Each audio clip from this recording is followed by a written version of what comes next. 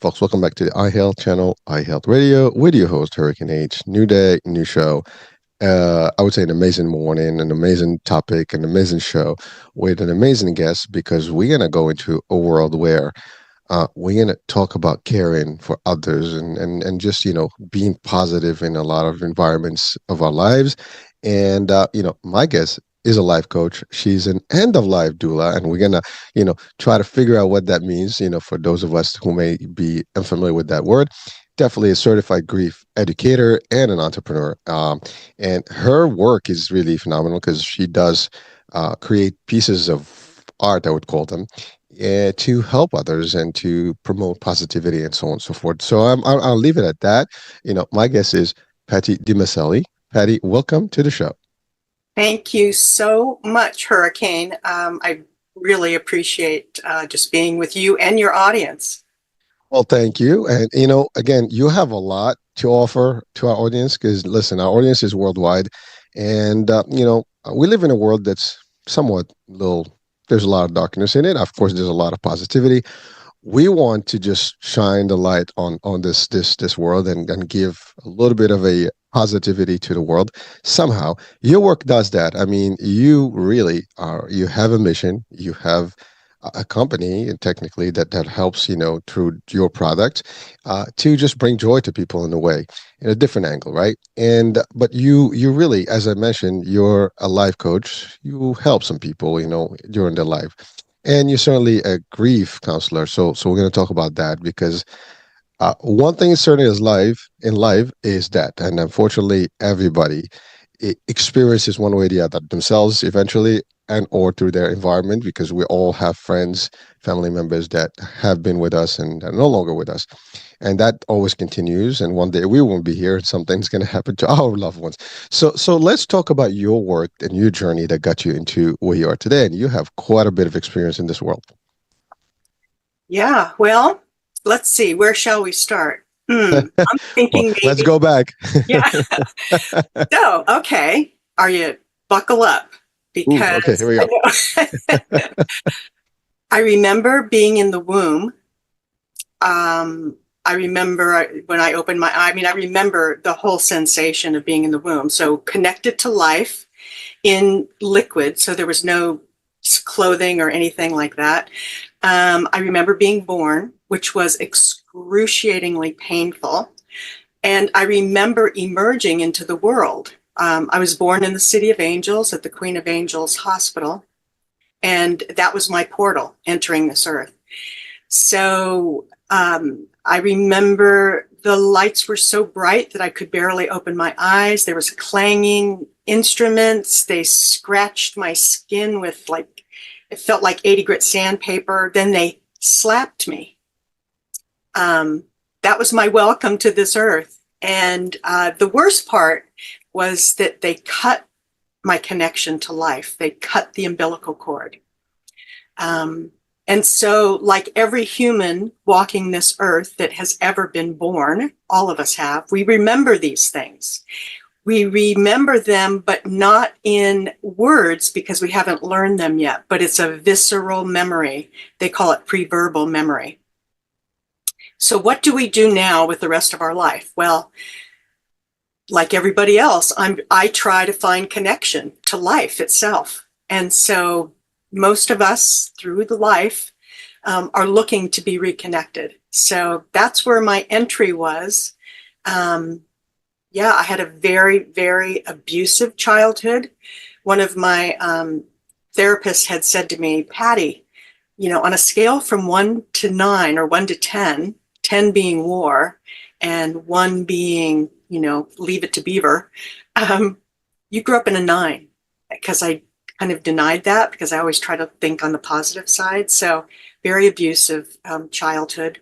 But I knew without a doubt that I was an angel in a human cloak. And we are all born angels on this earth. And then, sometimes our human cloak completely hardens and covers up our angel. So I've always known this, even as a very tiny thing. And so I grew through, adolescence and, was a cheerleader and homecoming princess, and tried to get my connection or my love that way. I met and married my daughter Amber's father. Me and a girlfriend, Jan, took a road trip across the country. As I said, I was born in LA, so we came to the East Coast, and I met Michael, Amber's father, in Vermont. And yeah, we had Amber, and I knew that I would die before she was 6.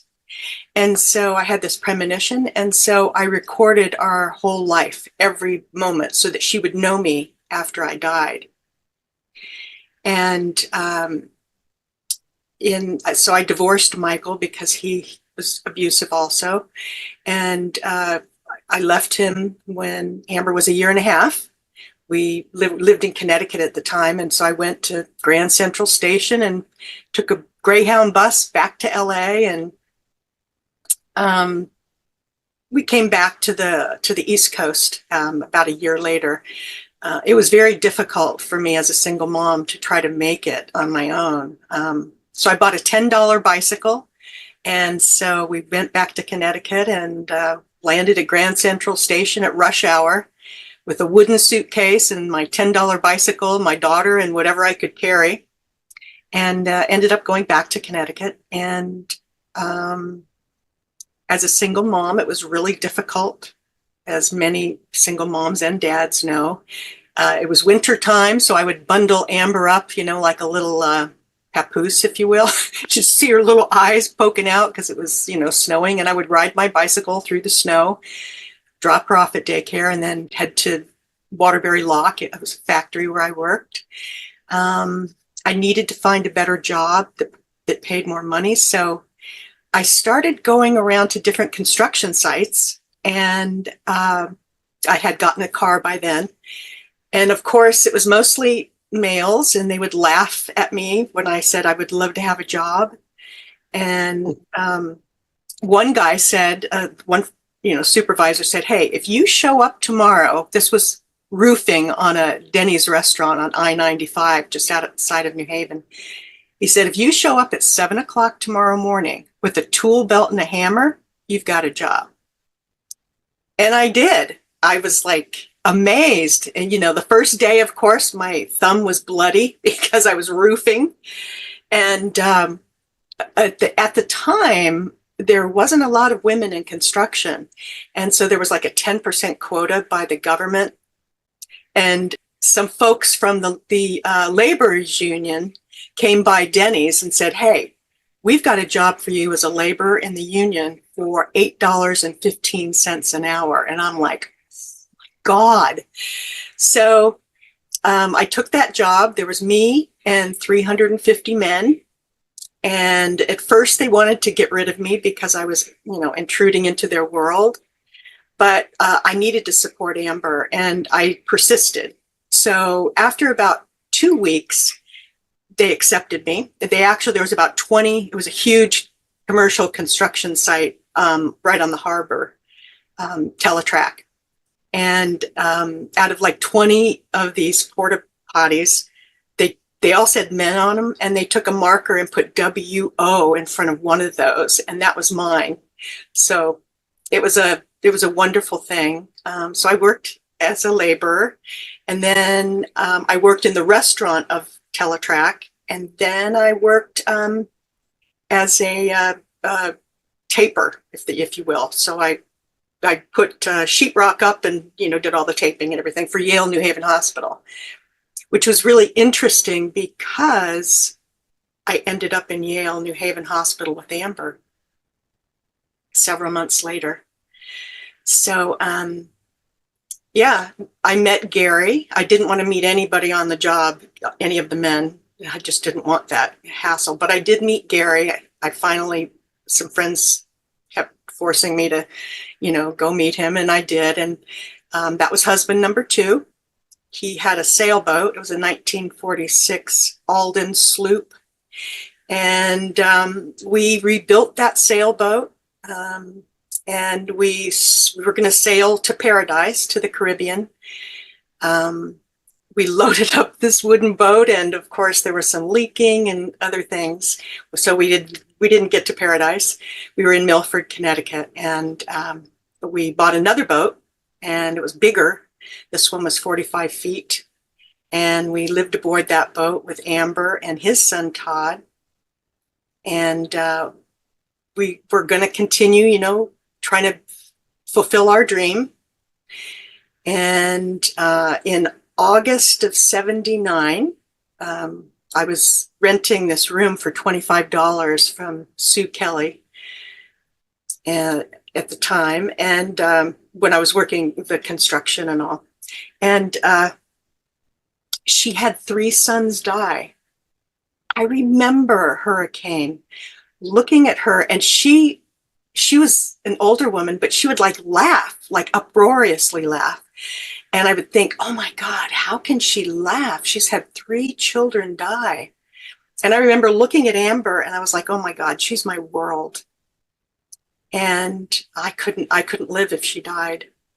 So in August of 79, I discovered a small lump behind Amber's right ear. And I was just stroking her hair, putting her to sleep. And I pulled back her hair, and I was like, oh my God, cancer. I did not even know kids got cancer. As soon as I said that in my head, I heard, it's not you who will die, it's Amber. And that really started me on a journey for the rest of my life. Wow. Well, you weren't kidding about buckling up. I mean, he took us on on a very interesting journey and way back in time, really, in terms of a lot of things. Because a lot of things you mentioned probably would be somewhat different and even not clear to some of the, I guess, the newer generation.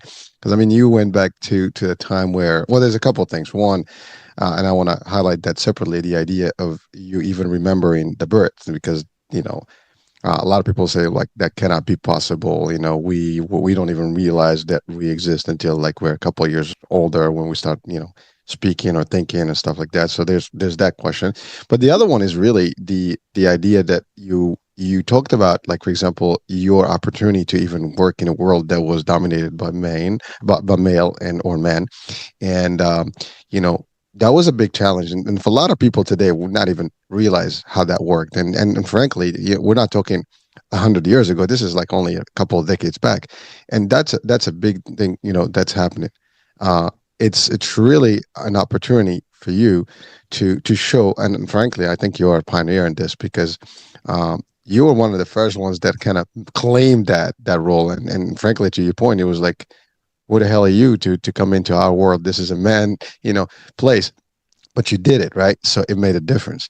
But it is amazing for you to share that, because a lot of people would take that for granted today, and because everybody is pretty much. I mean, we still have the debate of equality, men, women today, but that's a very different level, from where you were. I mean, you were literally at the onset of it. I mean, people were just like you. You were just like you. I mean, you mentioned quota. I mean, really, like, let's have a number of female co-workers just to satisfy the government's request. That's something you hear now is like, wow, that was like it's almost a joke, right? But it was real, and it's only a couple of decades behind us, right? And so that in itself it's a lot of journey of life and struggle, and yeah, it sounds easy now as you talk about it, but really people would not understand what that means to really make it in that world. I mean, even today, it's still difficult, but imagine, how it was then. And again, you talked about, $8. You talked about $25 for a room. I mean, you're giving us some numbers that people like. I mean, you can even get I don't know, a burger for $25 these days, right? So life is has changed tremendously. But that shows the amount of knowledge of life that you've had, and the different levels that you've. I mean, to you, I mean, this world has transformed tremendously from that point to today and where we are, right? I mean, now we have AI, and we have, Generation Alpha. I mean, we have, we've gone through a whole different alphabet, streak, of generations already. And so that's one. But I want to go back to that concept of, birth, where you were literally, you mentioned that, was it, you call it proverbial, Pre-verbal pre-verbal pre-verbal memory. memory. I mean, it's something that people's like, what, can you really even remember that? As a matter of fact, some people do claim that. I mean, I remember some stuff that I was like maybe 1 or 2 years old, like literally vividly, and people say that you couldn't possibly do that. Now, I know what I remember, but in the womb delivering, feeling all that sensation, I mean, that's actually a little bit too much for most people to even comprehend. So was it really something that you just realized now, I mean, as you got Yeah. older, or from the get-go you were able to be aware? Oh yes, and again, I'm not unique and unusual in this way. It's every human. Um, I remember the sort of yellowy pink transparency of the skin, my mother's belly, like opening my eyes and seeing that color. Um, and, people don't really think too much about, not everybody, but a lot of people don't think about the baby's experience. I mean, it is painful. If you can imagine hurricane, I mean, don't brace yourself because if you can imagine right now, your body being literally for hours pushed and squeezed and pushed and pushed. I mean, can you imagine that? That would be extremely painful. I mean, just thinking about it is painful. Ouch. Ooh, makes you That's cringe, right. right? So, yeah, and these memories, again, they're sensations. It's visceral.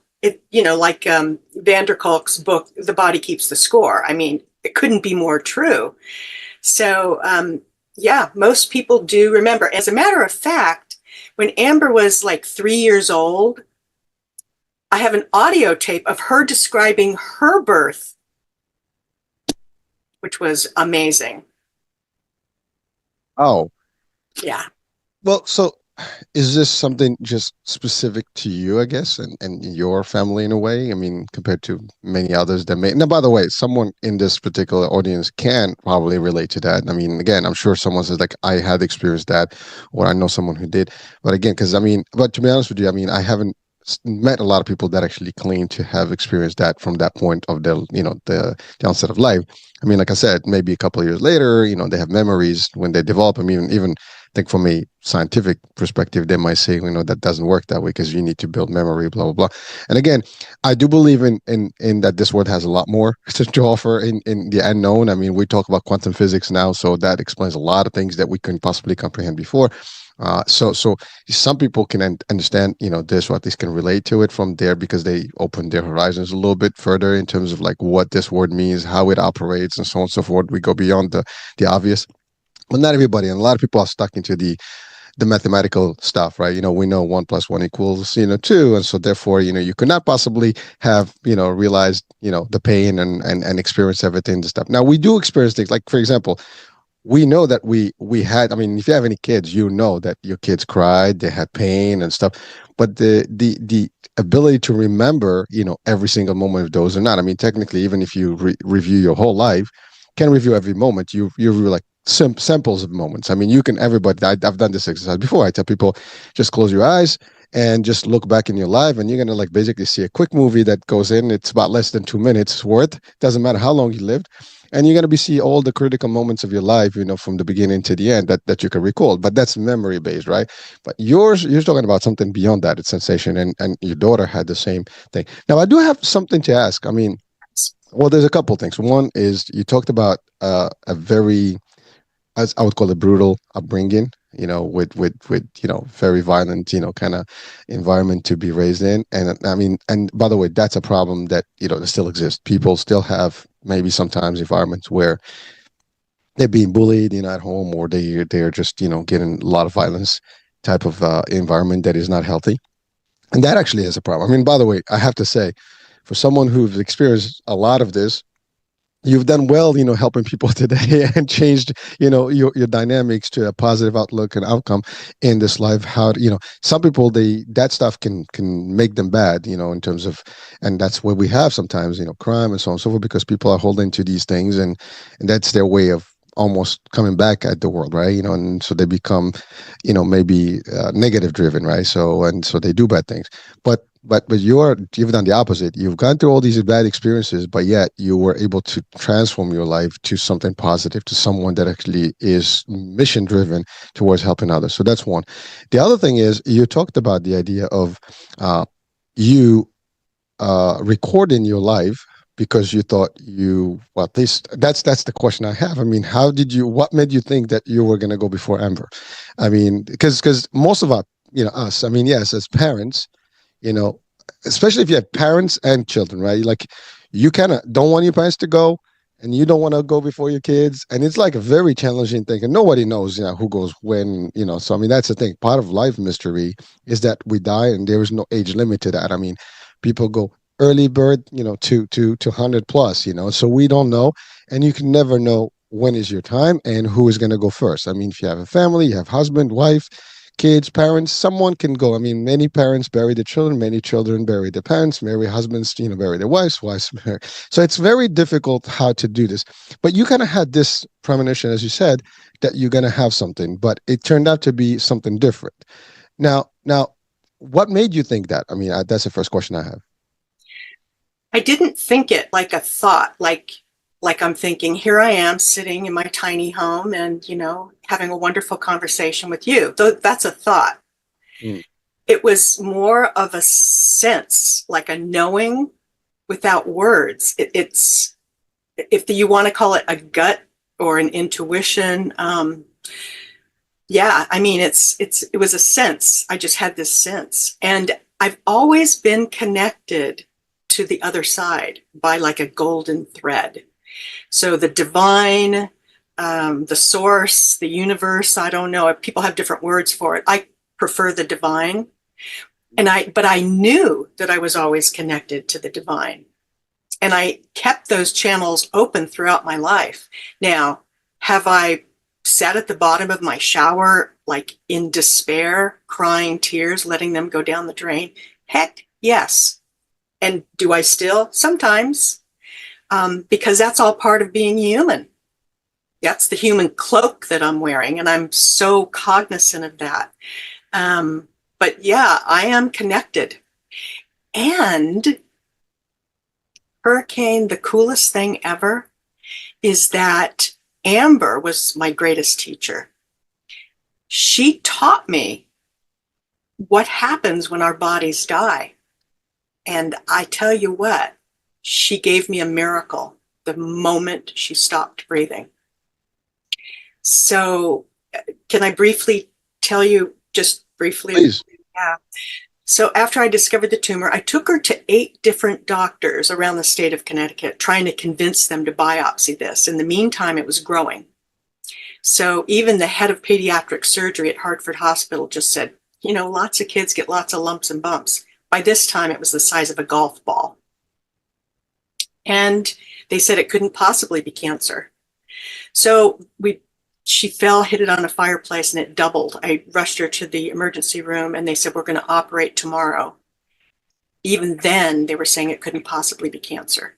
So they operated, they removed or excised the tumor, and it was cancer. It was in the 3rd stage because they found a few cells in her spinal fluid. So then they were saying chemotherapy, surgery, radiation, that's all there is. I'm like, wait a minute, we can send a man to the moon, but we can't, there's nothing else with cancer? No, this is all there is. So I ended up, this was before PCs, mind you. I couldn't Google anything. But I ended up going to the New Haven Register and begging them, please, would you please print a story so that I can ask people around the world, are there any other therapies for cancer? So they did. We put it right on the front page, above the fold. And the Associated Press picked the story up, and it went around the world, and people were like, calling and sending telegrams. And I have all of that documented. And we ended up, I did give her radiation to the area, so she did lose her hair, but I didn't want to give her chemotherapy. And at that time, and it may still be happening, but at that time, if you didn't give your children chemotherapy, they took your children away from you and made them a ward of the court. And I've known parents that have had this happen to them. So I thought, well, wait a minute, I'm a good mom and they can't take her away from me. So that's why I wanted to go public, because I wanted this open. I didn't want any, police cars showing up and taking Amber away. So anyway, we ended up, I got an angel to help us, Mrs. Barbara Newington, and she actually found Dr. Burton, Lawrence Burton. He was one of the founders of immunotherapy in New York, St. Vincent's Hospital. They kicked him out of the US because immunotherapy was experimental at the time, like chemotherapy. But he ended up, they said, you can't, practice this on any American citizen. So he ended up going to the Bahamas, Freeport. And he opened a clinic. It was just a clinic. And so we ended up, Mrs. Newington paid for us to stay. You have to stay in a hotel because it wasn't a hospital. There's no facilities. So there's different hotel complexes. And so we went there, and immunotherapy basically at the time involves drawing Amber's blood. And I did that 3 times a day. And then I take my $10 bicycle and ride down to the clinic with her blood. They measure certain protein fractions to make up your immune system. And then they gave me 4 1cc syringes, and I would have to inject her every hour with the protein fractions. That was the therapy. And to get her used to the therapy, we had her draw, Gary came with us, and we had her draw Gary's blood. And I actually have photographs. It's documented in our book. I say our because Amber wrote it and I typed it. So a lot of photographs I took. I'm basically kind of a documentation freak. But anyway, so then 2 weeks after we arrived in Freeport, he was on 60 Minutes. That was Sunday at 7. On Monday morning, people were around the block. They had come from all over the world because that was their last ditch effort. So I started helping out at the clinic. I would just go down the line and draw people's blood. And then I'd go to different complexes and draw their blood and take it to the clinic. And the therapy worked because you could see a small metastasis that was growing, but it flattened out. And then she got tonsillitis, couldn't keep up. The immune system could not keep up. So then it started to grow again. And because we were in the newspapers, the media had followed our story. We couldn't find an American surgeon to what they call debulk the tumor, which means take what you can, and then the immunotherapy would work on the rest. So Dr. Burton actually paid for surgeons from Montreal, Canada to come to Freeport. And David Stewart, who owns hospitals in Montreal, said, look, bring her up to Montreal and we will assemble a team of surgeons and see if we can save her life. So that's what we did. And Dr. Burton gave us $1,000 to spend while we were there. And she was in the hospital for a week, Children's Hospital, and they couldn't save her. So we came back to the Bahamas, but now it was twice as big. And we needed to have the tumor debulked. And so we were looking for an American surgeon to help us. But again, nobody wanted to, get in the middle of the media. So Dr. Bernie Siegel, who has written many, many books, reached out and said, hey, I will treat Amber as my own child, and I will assemble a team of surgeons. So Bernie, we came back to the US, and he did. She was in St. Raphael's Hospital for a week. And as they were conducting tests and such, I was down in the gift shop getting a little something for her, just to kind of cheer her up. And so I heard, I say that with air quotes, I heard while I was standing in line, turn around, and I turned around, and get this.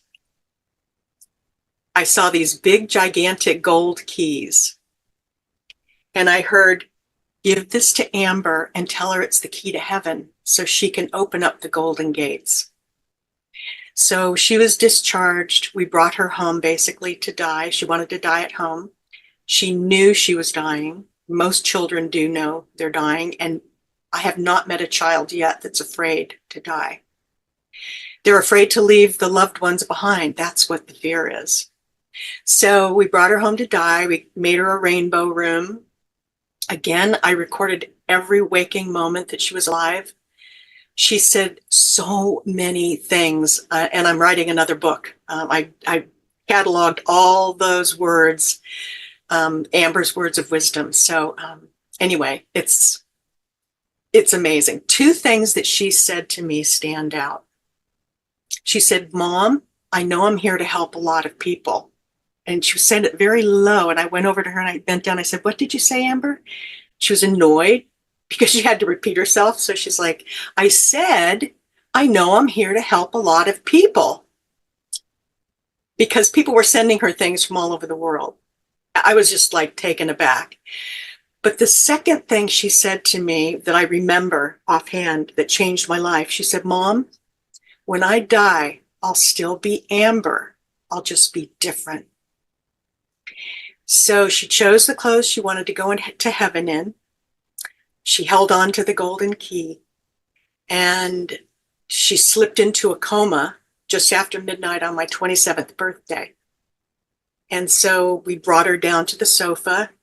She was breathing quite heavily, and there was a lot of space in between her breaths. And I have a recording of this, and I'm so blessed that I do, because it would have slipped into history and been forgotten. But I was talking to her and I was saying, I love you so much, Amber. Thank you for coming and showing me what love feels like and what it means. She was in a coma, but then tears started to come down. So I wiped away her tears and I continued telling her every single thing I wanted her to know. And what I realized was she wasn't afraid to die, but she was afraid to leave me.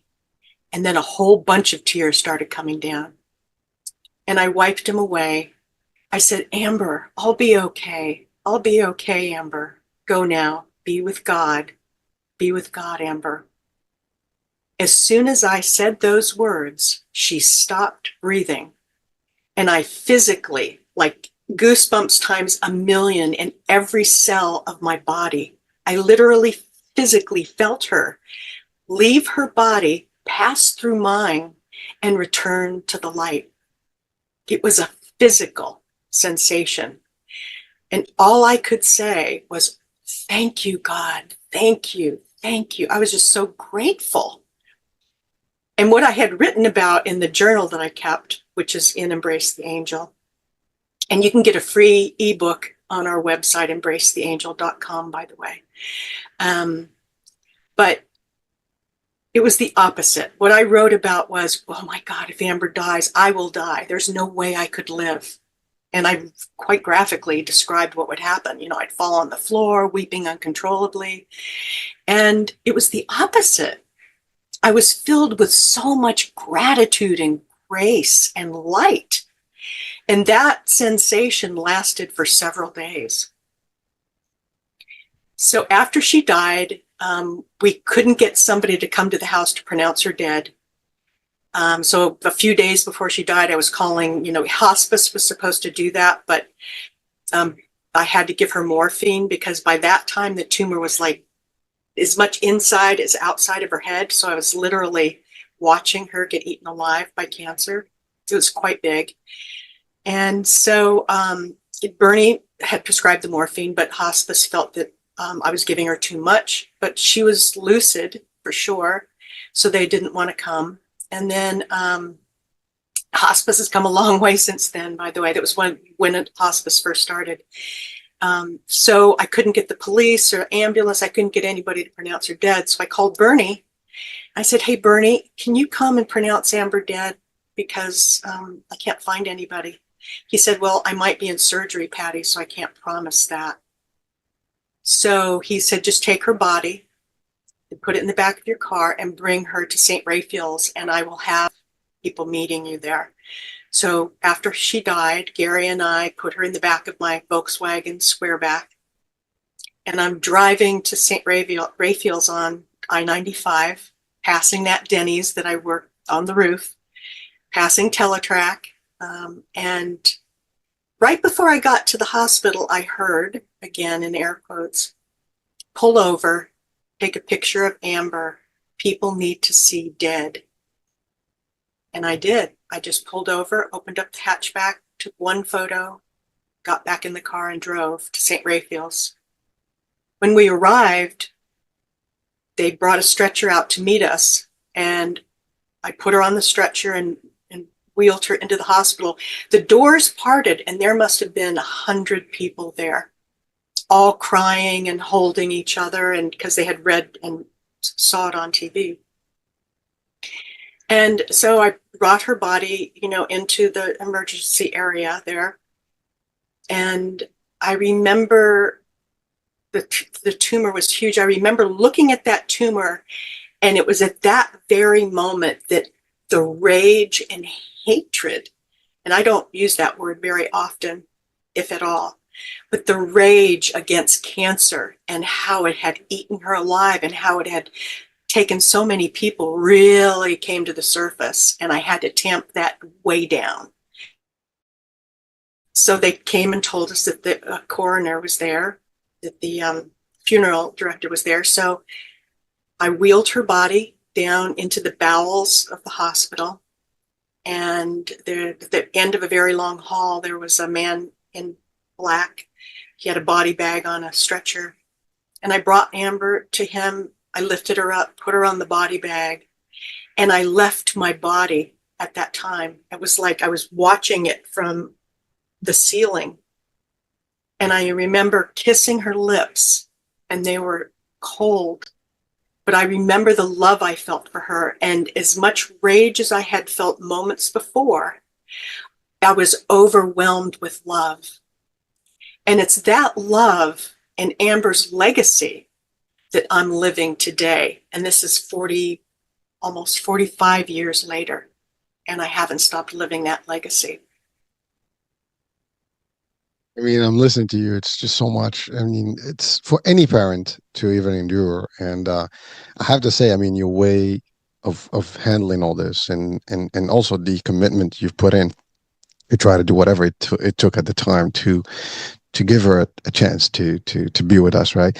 And for every parent, I'm pretty sure if they have children, they love their kids, they would do whatever it takes the same way.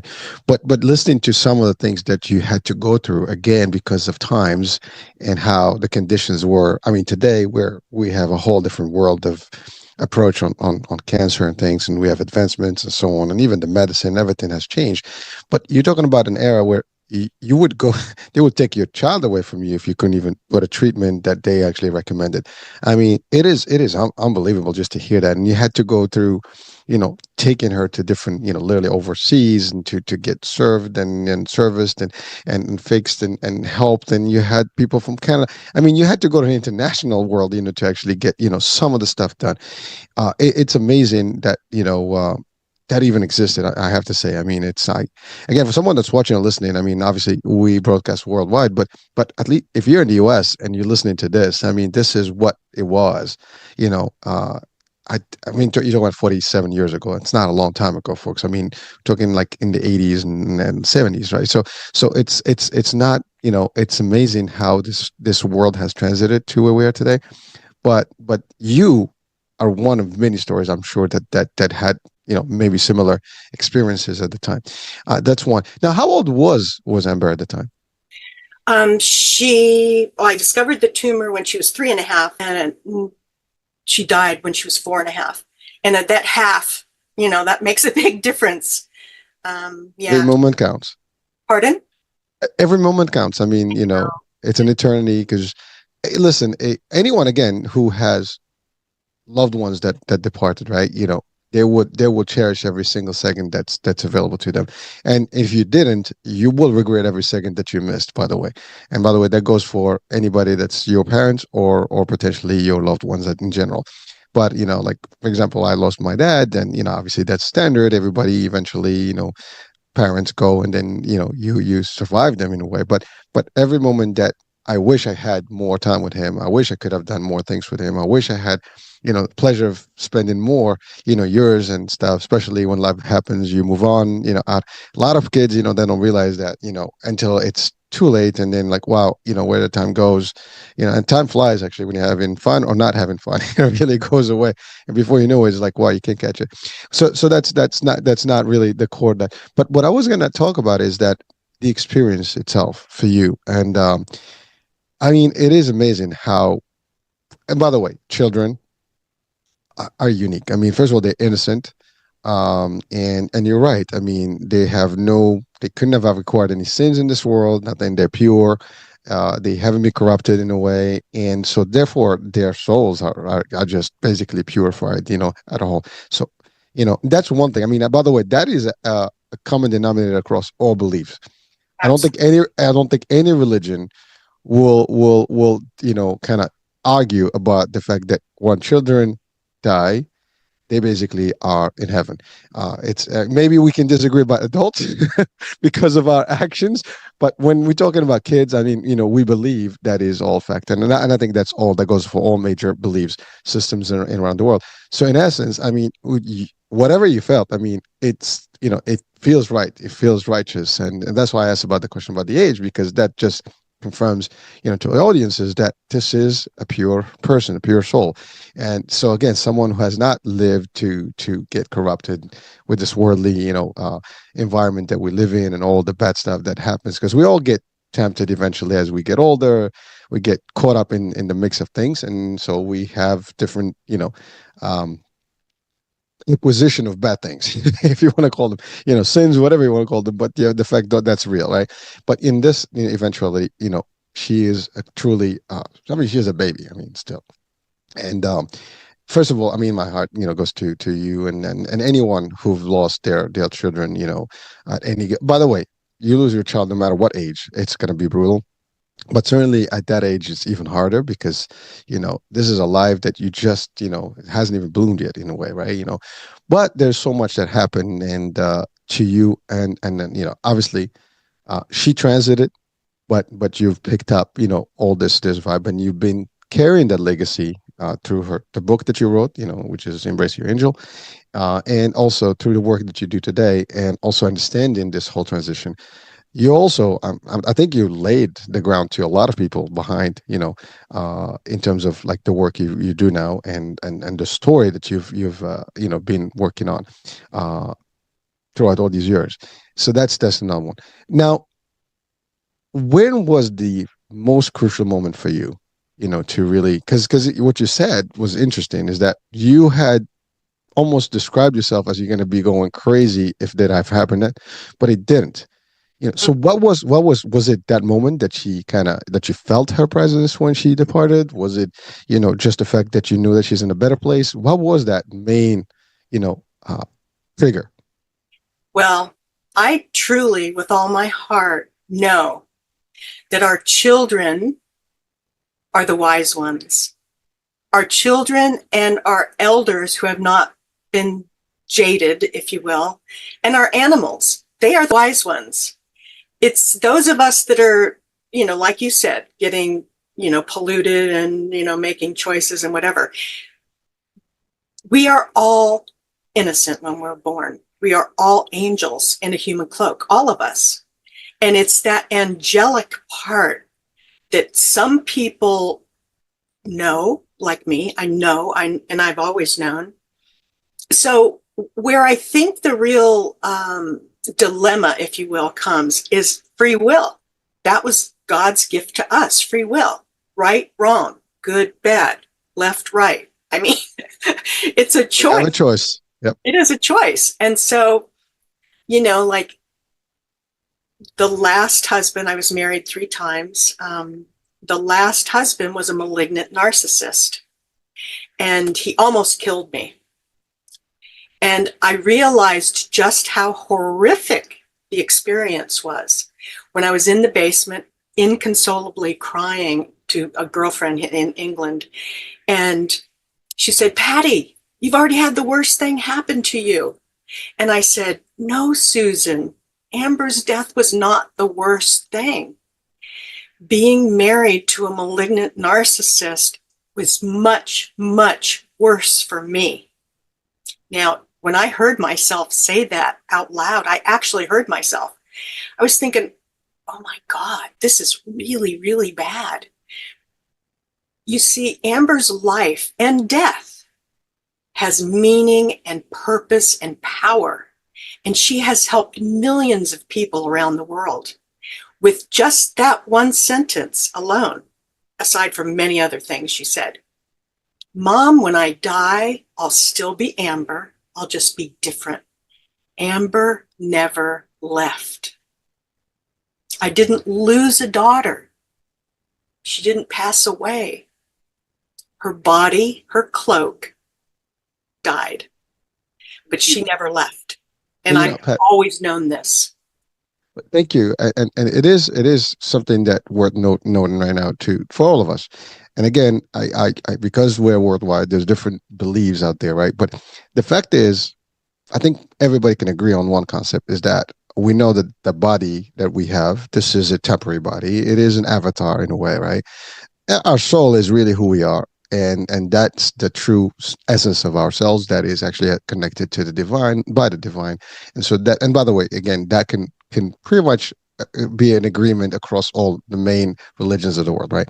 So I think we all have variations of how we see it, but I think when it comes to the core of who we are and how we connected to the beyond and to divinity, you know, concepts of energy and life and real all that stuff becomes pretty clear, or at least similar to across the board. But the fact is, we just transit from one body to another, if in a way, and but the soul is really the same. The soul never dies. The body dies. I mean, there are beliefs where anybody that believes in, you know, a judgment day, for example, would know that, you know, we will reconnect with this body again and basically have, you know, final judgment, if you want to call it that way. So some of the main denominations of world religions believe in that. Now, this is not a religious talk show, but you know, this is the thing. But you're right. The fact is that the soul transcends, and moves on to the next level and the next level. And I think every major religion has that level of, you know, I guess, phases of where that soul transits until the final abode or the final destination, which will be, you know, as some people will refer to it, heaven or the other place, right? But we have that, but we do know, I think, across again, what we understand is that anybody who is a child is basically automatically straight up to the best place, and there's no doubt about that. And actually, that's a beautiful thing to know that our loved ones, you know, they go to a much nicer place. I mean, who doesn't want someone, if you have anybody and you tell them like they're gonna go live in the best palace and have all the service and everything they want, with everything they need, who doesn't want that? That's a life. So we just thinking about that makes us positive. And although you said it might have been difficult, it might have been, but it's not the same, because you knew that she is in a better place. In the events of your relationship, for example, that is not the same thing. I mean, that's just bad experience with someone that is not really appropriate to be with, right? So that's different. Now with, and so I know the reason I was talking about this whole thing about the soul moving away, because you mentioned it a couple of times, and people sometimes like, well, what do you know? I mean, we are energy based. There is something that is operating us, and that's the soul. And again, that is no difficult, you know, there's no debate about that, no matter what belief. I mean, whether you're Christian, Jewish, Muslim, other, you know, denominations, Hinduism, all these, I think they all have the same concept of the core or the source of, or the energy, or the, as we commonly refer to it as soul, right? So that's a fact. So what you're stated there is very correct. It's very, you know, acceptable in the minds of most of the people watching and listening, you know. And someone can debate that, of course, and you know, that's okay. Everybody's got their opinion. As you said, we have free will, so that means we have a decision making, you know, capabilities, and we can choose one or the other to see or not to see it. But we do know that this world, as you said, we come in and we depart, and then we go places.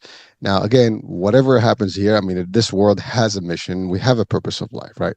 Now, in your mind, what based on your experience, what that purpose is in this world? What is our purpose based on what you've seen, what you've experienced, and the work you do today? Are you fulfilling that purpose? Oh, yeah.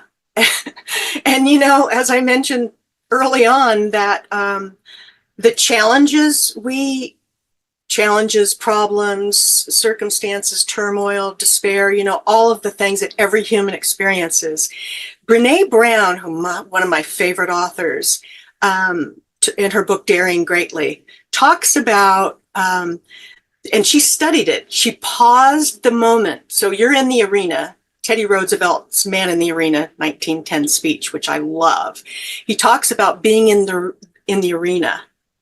And when you're knocked down and your face is on the floor, Brene pauses that moment and studies it. What makes some people stay down and give up? And what makes others rise again to fight another day? And I'm fascinated by that because, oh, golly, I have had countless times in my human life where I feel like giving up. I really do. I'm like, okay, God, enough already. Please stop. But here I am. I got out of bed, put one foot on the floor, put another foot on the floor. I went one tiny step. So I believe, and actually I have it here. I love this thing. It says, great things are done by a series of small things brought together. And so I keep that because I believe, well, this is what I know. So I'm a pebble thrower, and I've done this for about 15 years now. I know I'm a pebble thrower in the still pond of life. So as I go through my life, doesn't matter where I am, I carry this really cool blue pouch. And I say, if I'm in the grocery store or somebody's cleaning a public bathroom or whatever, and I feel led, I'll say, oh, wait, I have something for you. And I tell them I'm a pebble thrower in the still pond of life. And they look at me like, and I'm reading their mind. They look at me. What does that mean? I know. They're like, oh, God, can I trust her? Is it religious? Is she selling me something? The whole thing boils down to trust. Can I trust her? They look into my eyes. They see my angel. And they trust me. And I've done this thousands of times. So then I say, these are my pebbles. And I hold this little pouch out, if you can see it. And I say, take one for yourself and one for someone you love. And they do. And then they become pebble throwers. It's the coolest thing. So these are the cards, and it says embrace the angel, and it talks about angels. And on the back, there's a little guardian angel coin, a little pewter coin. And I say, if you want, there's a special word on the back that comes straight from the angels. Do you want to see what it is? And they peel it off. I'll do that now. They peel off the coin. And there's one of 5 words. Who knew? This one's love. Yeah. And so there's love, hope, faith, courage, and peace. And so then they take their pebble and they give it to someone they love. So it's the little ripples. It's the tiny, tiny acts of kindness. I mean, we have Danforth Pewter. We call them our angel factory. They make these little coins up in Middlebury, Vermont. And so it's those tiny little acts. It doesn't have to be, Carnegie Hall, right? It doesn't have to be grand. People, when they see me, when I give these to them, I've watched people like miracles. People drop to the floor weeping uncontrollably. People rush me and hug me and cry because, their father died or their grandmother just died, and that one word changed their life. And how blessed am I, Hurricane, to be gifted with this power. I'm so blessed. I have my company, Tobias Company. We have different products. I've taken photographs around the world. So we put them onto silk scarves and ties and pillows. And that company supports our angel work, Embrace the Angel, which we call our Giving Back division, which I'm now just beginning to form a 501c3. And I'm really excited about it because I've been doing this, supporting it pretty much on my own for quite some time. But now we have, silk satin pillows filled with drawings of angels that kids have made. And I do the artwork because I'm a graphic artist. So I do the artwork. send the artwork to China. They provide these silk satin pillows and ties and scarves, and we donate those. But without Tobias and Company, or without creating a charity, it would just all die, if you will. So I need help. I can't do this alone. And I know that it's very difficult for me to ask for help. But now I realize I'm not asking for me. I'm asking for them. I'm asking for the people that are dying and grieving around the world. And anyway, I'm really excited. So we're going to do the 501c3 for Embrace the Angel. And, I just pray that I can stay healthy enough and, keep my legacy of Amber alive and fulfill what she's meant to do here on earth, help a lot of people.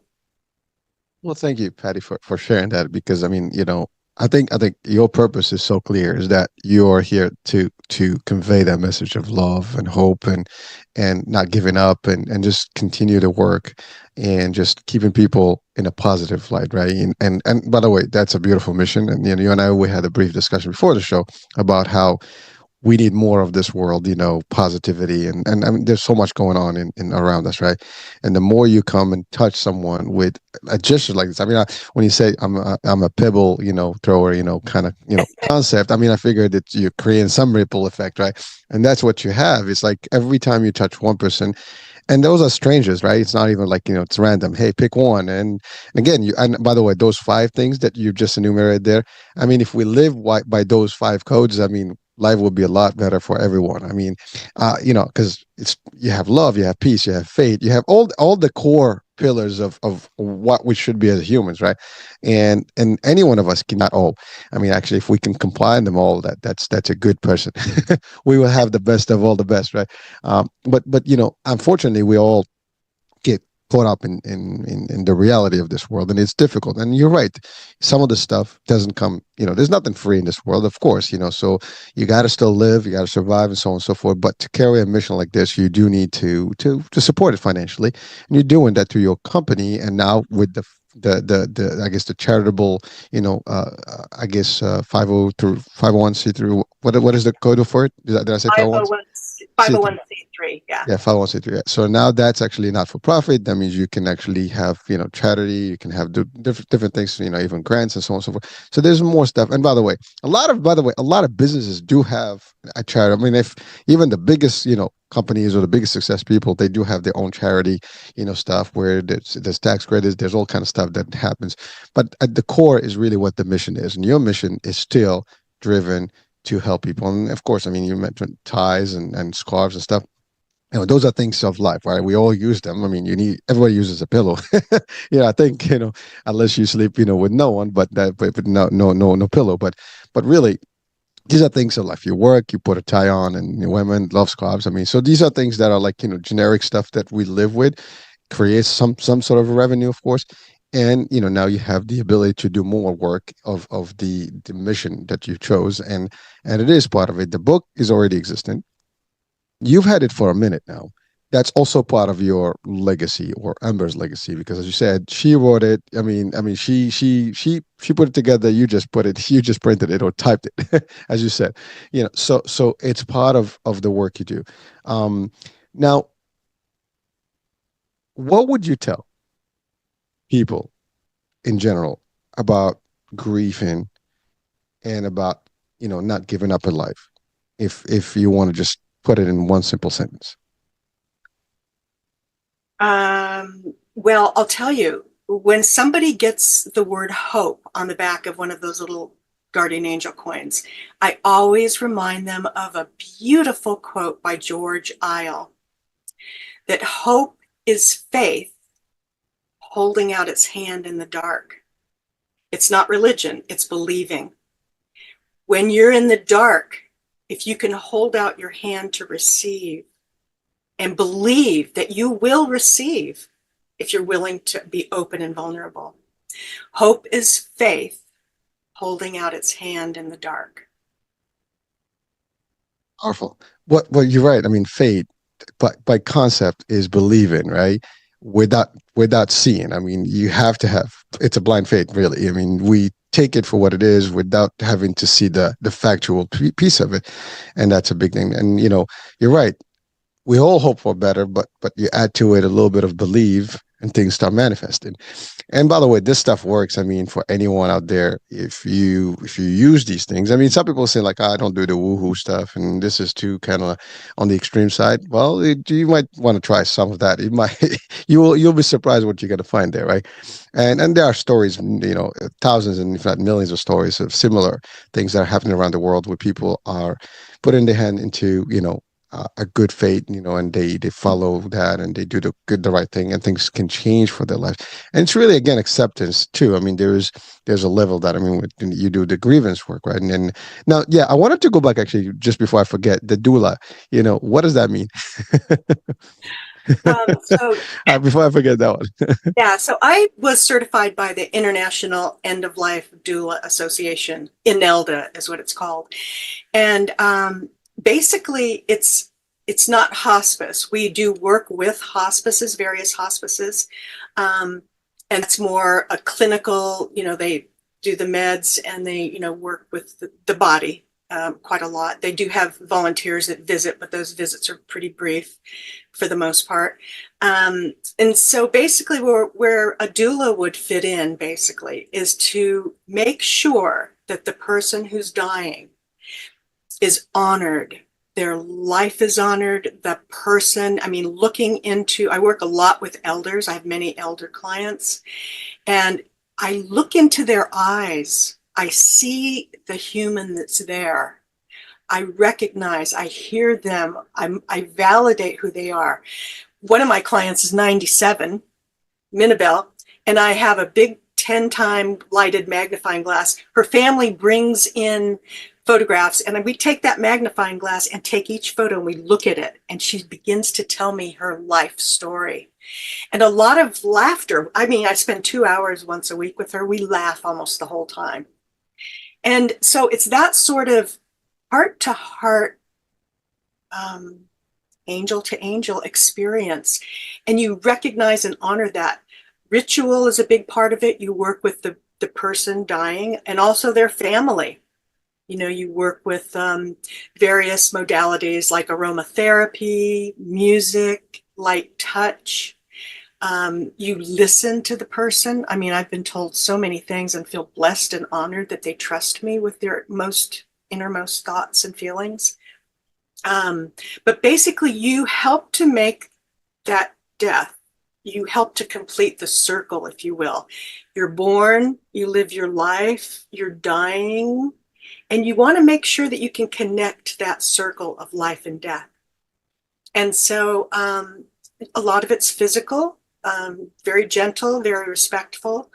But some of it is emotional, where they can't talk about dying with anybody. And so you basically fill in the blanks. But Inelda has a lot of various materials that you, not only training and monthly like webinars, but there's a lot out there, and the need is so very great. And I work a lot with pet loss, folks that, whose pets are dying. So I do doula work with pets, and when they're passed on or when they die.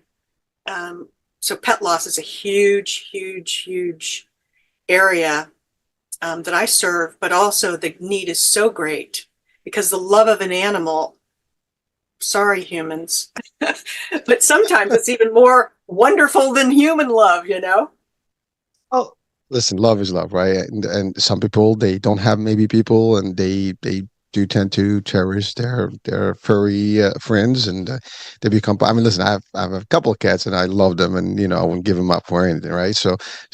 And we only had them for a year, but it sounds like an eternity, and they're part of the fabric. You miss them every time you're not seeing them, right? And you're right, it builds that. It's different. And by the way, again, human, of course, if you have your family members, no one wants to lose their family members. It's part of you. But you're right, at that moment, the transition part, it's very difficult. Anyone who's experienced someone, loved one that's going, it's not to see them towards that latter part of it, and when they deem them, that's basically end of life, terminal.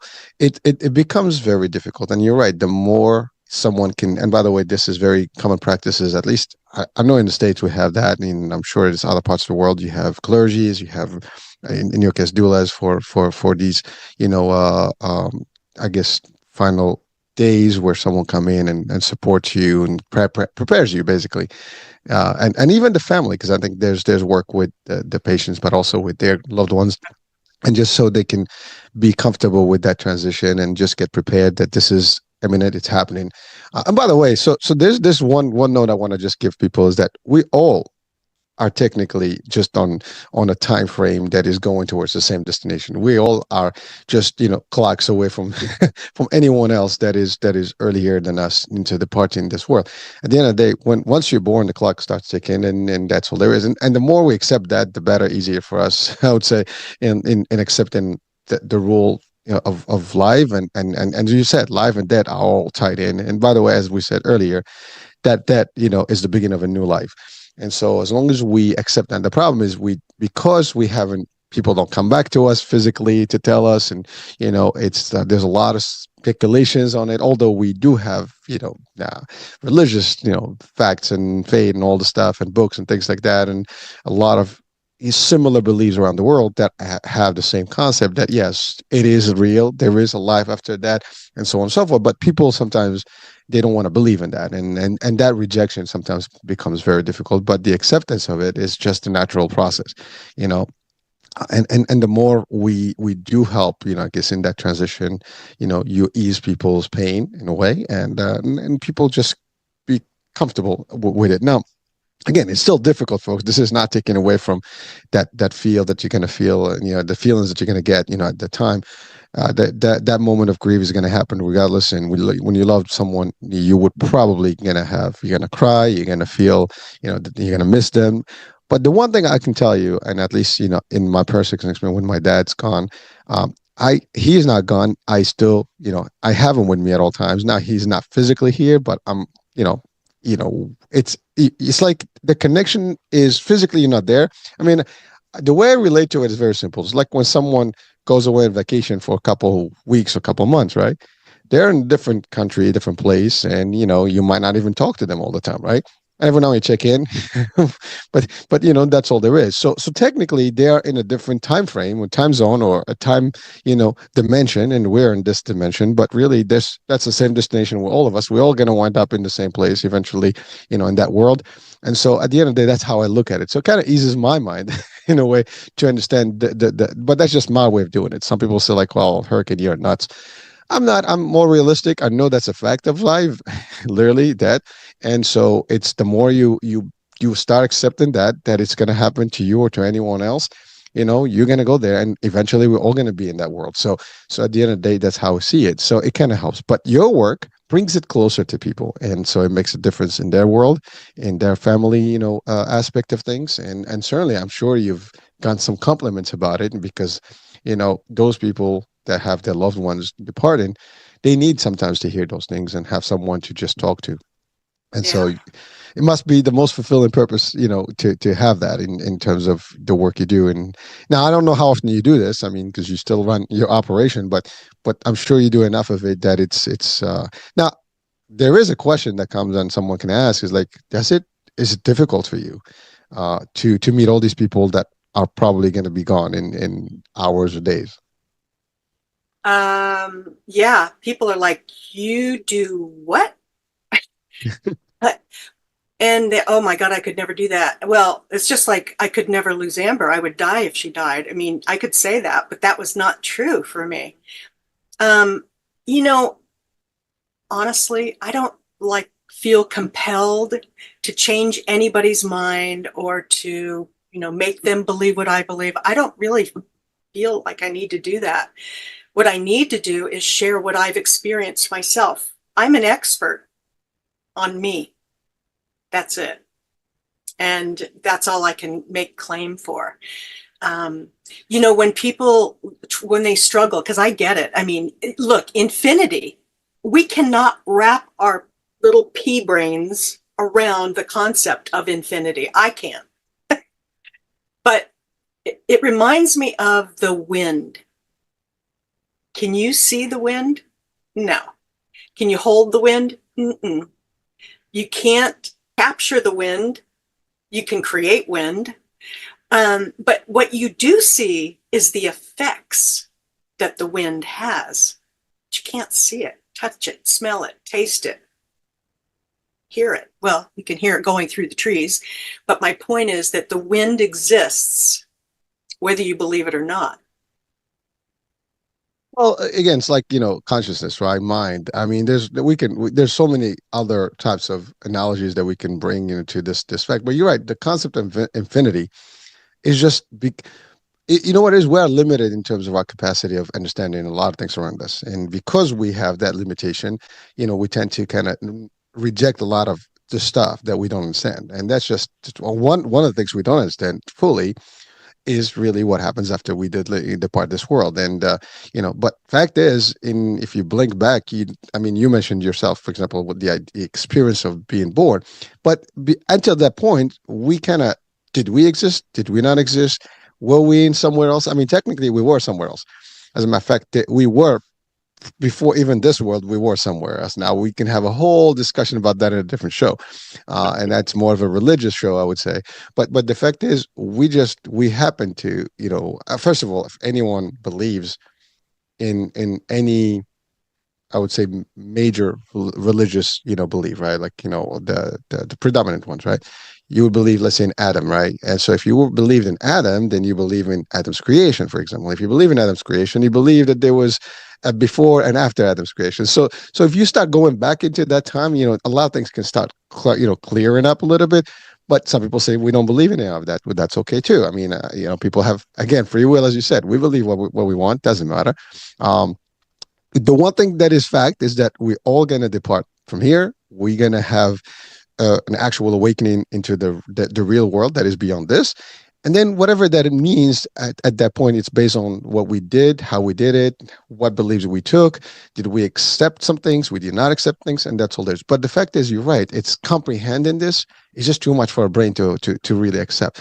I mean, right now with physics and quantum physics, I mean, there's things that we can explain from that level, and it gets to the point that everything is literally the same matter, the same, subparticles. We're all one thing, we're all energy. And so what I'm seeing right now, what you're seeing here, is not even what it's supposed to be. We're just a bunch of electrical signals in a way. So when you start talking at this level, like, people, they just get lost in, like, whoa, take it easy, I'm not electrical signals. Well, it's funny, I always give the analogy of binary code, right? If you look at binary code, that's what computers are. That's what programming is. But when you write code, you basically just a bunch of commands that are translating zeros and ones, and you have a visual. I mean, look, AI can draw things for you, right? And put, videos from nothing, right? And create these images and stuff. And it's all code, right? Well, we're just maybe a higher version of all that. We there's ways to even, put a comparison to these things, and sometimes it just becomes too much to comprehend, or too taboo to discuss. That's the other part. I mean, people sometimes they don't want to get into that because they are afraid that they're going to say the wrong thing. The fact is, there is a bigger world, a bigger universe, a bigger, I mean, there's, like, we talk about multiverse, for example. We hear that all the time, and different dimensions and so on and so forth. And these are all concepts that are acceptable in a way, because you can physically, state these things. Time, for example, is a fact. Time and space. I mean, there's all kind of theories out there, right? From the Big Bang theory to all kind of existing, I guess I would say, beliefs in how this world has come to play. But at the end of the more we understand these things, the more we can comprehend some of these transitions, for example, that and life, and the connections, the energy. You talked about how you felt those goosebumps, right? And I mean, we do, like, you go somewhere that is maybe not very bright, like, let's say you go in a dark space, you feel like some sensation crawling. I mean, we can talk about a whole world of other creation that is available in this particular universe that we don't even comprehend. There's all kind of stuff. I mean, you talked about angels, and their power. There's so many things that are, beyond our imaginations, because we haven't seen a lot of this stuff. We experience things, but we don't understand them because it's not tangible the way we used to stuff. Like, I pick up this mouse, I know it's a mouse, I know what it is. But things that you're talking about, sometimes they'd be like, I don't know what you mean. I don't. I mean, really, right? So we can. I Yeah. mean, I think we lost a couple of people already on the show because they'll be like, we're talking about stuff that is like, so beyond, right? But I'm just going to that point that you said. Infinity is something. It's what it is. We know it as infinity because there's no end to it. And what does that mean? Is there a potential end to it? Maybe we just don't know what that is. We haven't comprehend this universe. I mean, you look at I love the some of these like Star Talk. It's a very cool thing that I follow and Neil, I think, he's an astrophysicist. I love his stuff. And anyways, so sometimes I look at some of the work he does and things. I mean, amazing stuff that he talks about, in terms of science and physics and time and space, and even the galaxies. When you look at galaxies, I mean, we're in this tiny little pebble called Earth, and it is a tiny little sand grain in this particular solar system, and then the Milky Way, and then the Milky Way is part of this nice little, conglomerate of galaxies, and then there's other galaxies, and that's when you look at trillions and trillions of galaxies in one known universe that we can see, then there's a better power, there's more stuff that we can understand, and we just one little piece of this whole universe and energy part of it. So it goes literally deeper than that, and we can go philosophical on this, we can go astrophysics on this. I mean, at the end of the day, we can go religious on it. I mean, it all combines in a way, but you're right, it is difficult. And the more we kind of just cool it off and just understand that it's part of life, as you said, you do the work to help people in transit, and that's all there is. And you changed that. You changed a lot of lives, I think, personally, based on the work you've done. I mean, I don't know how many years you've been doing the work you've done, but I'm certainly aware that it's thousands of people that you've possibly touched on a day-to-day basis that help them see, understand, and transit. One way. I mean, about transit, not necessarily even the loved ones that stay behind. You help them transit from that situation that they're in, right, from that particular point, and it changes lives. And folks, that's life. It's difficult, uh, it's complex, but it's also simple. It's beautiful, and your concepts of the pebble business and those 5 things that you actually share with people can make a difference. Now, I try to expand a little bit on this whole thing with infinity, and I just, got carried away because I love that this whole thing. But the fact of the matter, how can people work with you actually now, with either your corporation or your company, and also with your charity work? How does that work for you? Well, what I do is Tobias and Company. So you spell it all out. TobiasandCompany.com. I have a Love and Learn collection that we're just about to launch. And, I have like graphics, t-shirts, puzzles, things like that say like grief. It just one simple graphic talks all about grief. I have HSPs, highly sensitive people, because I'm one of those. And I have red flags of a narcissist because I had this vision after number 3 of standing in line behind somebody wearing a t-shirt. It took me 63 years to figure it out. So what can I do to help others not have to experience some of the pain that I went through? So teaching others is what I do, and especially young people. So that's Tobias and Company. And our giving back division is Embrace the Angel. So embracetheangel.com. And you can actually see me in my tiny home. There's a little 2-minute trailer on there. You can see Grace's Angels, our little 9-year-old that collected 164 angels from kids around the world, including refugee children from Ukraine, that we put onto a silk satin 16-inch pillow, all 164 angels with really inspiring words in between, that we donate to kids. And we actually sent some of these pillows back to those very same Ukrainian children so that they could actually see their angel on the pillow. So the power of that was amazing. And we have silk scarves and ties with various angels on them for, males and females. So that's our giving back division. And we give out these little pebbles as well. But you can purchase them as well on embracetheangel.com. Or you can go to my name, Patti, Patti, DiMiceli, DiMiceli.com, and learn about my work with as a doula and a grief educator. David Kessler, I was certified through David, and I moderate for him every Monday. He has Tender Hearts, which is a global community of grievers And every Monday, I'm one of his moderators. So, I think when you were just speaking, one of the themes I think that has kind of been connected through this whole discussion between you and I, Hurricane, today is connection. And, when people are grieving, it's the tendency for us is to like isolate and kind of lick our wounds, which is not bad. It's totally healthy and normal. But connecting with others is so, so very important, and asking for help.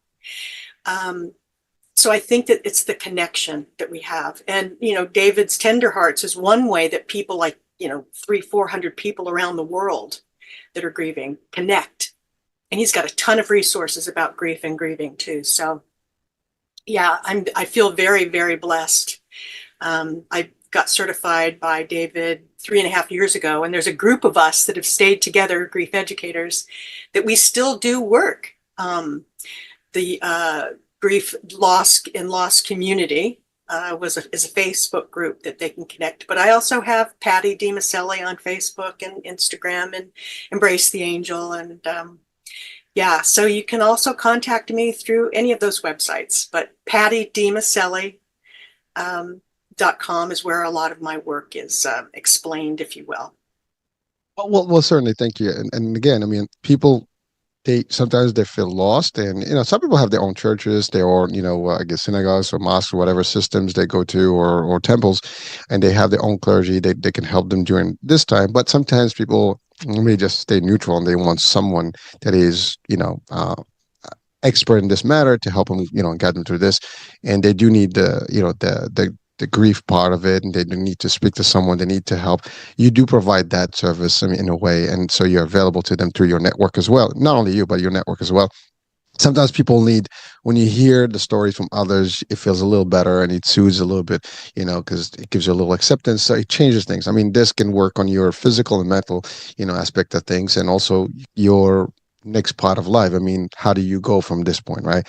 And I think that's the difficult part for everyone, because life goes on in a way. And so with us, without us, we're like the motion, the train, is going to continue. The motion is going to continue. And so understand how to do that. It's always a big deal for a lot of people, and the work you do and the access that you have as a resource, being a resource yourself, and your groups, is going to just make that difference for people. So again, folks, if you're watching or listening and you do not have any particular angle, when how to deal with it, and you need some additional assistance and key, terms or key tricks and tips to work with this, you can do that through the work with Patti, and check her site, and we'll have that on the description of the show, and see how you can particularly connect with her, or maybe you can, I don't know, you can participate. There's different ways you can do this, and of course support the business, because that's an important piece, because that keeps things going in the right direction. I mean, it's always understanding something that nothing is free in this world, fortunately, and we have to create opportunities and revenue generating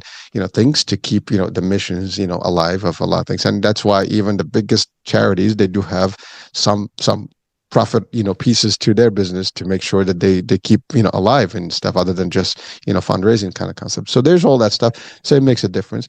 So Patti, we've exceeded our hour, but it's fun. And this is like an intriguing discussion as just a whole concept. But what would you just leave our audiences with in terms of just one piece of advice? Well, in addition to connecting, I want to share with you Amber's message. This is her message, not mine. She wants me to explain and to tell people that her message is hope, heaven, which is here now. It's not a place or a destination. It's when we drop the veil, the cloak. Hope, heaven, and the miracle of life and death. Death, as much as birth, is a miracle. And we are here on earth to know this, to understand it, and to find meaning in our little tiny miracles, our grief, our sadness, our heartbreak. There's meaning there. And just being with each other and being kind and gentle Some people just want to smile, just want to be seen, literally seen and connected with. And I think all of us have the capacity, no matter what country or what language you speak, to smile and to see another human's angel. Well, thank you. And a smile is a charity as its own, right? So, you give a lot of that to people, you change their life. I mean, it's fact, right? The more you smile at people, the more they smile back. I mean, I have yet to see if you smile into somebody's face that they'll just frown at you. I mean, there has been experiments where you start smiling or even, get into the next level of laughter, people start laughing for no reason, right? It's contagious, right? And it shows that there's no animosity. It shows that you're positive. It shows that you are, a happy person, and it just delivers that energy as we talked about energy, right? It kind of gets there, right? You can sense those things. So yes, thank you so much for that advice, because I think we need all that. I mean, again, we started this discussion where we live in a world that's turmoil based and all crazy stuff, but having hope, love, peace, smile, faith, all these things can make a difference. And one person at a time. I mean, we all can make a difference. Don't think about the big picture. Just think one moment, one individual at a time, and that's how we can do that ripple effect, as you said. I mean, I love that concept about the pebble. I mean, you throw a little thing in the water in the pond, and it just keeps like rolling, and the effect is phenomenal. How many things can move at that point, right? So we can make that slowly. And by the way, I love your concept. Maybe people can adopt that. Having a little thing available here, just take this, and I think it doesn't cost a lot to do that. I mean, to really do it and just cheer up somebody on a regular basis. Like, we do have the holidays, and people typically are happy around the holidays, but who says that it's only limited to one time of the year? We can do this on a day-to-day basis and change people's lives, as you said, with a smile or some gesture as that. So thank you so much for that work that you've been doing, and for your message, and really just keep it up. I mean, we need people to bring hope and love in this world, and you're living up to that mission, and you haven't given up on it. And thank you for actually even going into these shows and sharing your story, and Amber's story, and the things that because you're making it available to people now. So thank you. All right, folks, we're at the end of the show here. I'm American Age. Hope you enjoyed this one. It's a little long. It's fun. It's a little maybe controversial to some, but it's really deep stuff. Just sink it in, and you'll get the picture. And of course, do connect with Patti's websites. Check out the description of the show. And that's all there is. We'll be talking soon with Daniel Show on the topic. I'm American Age. Bye for now.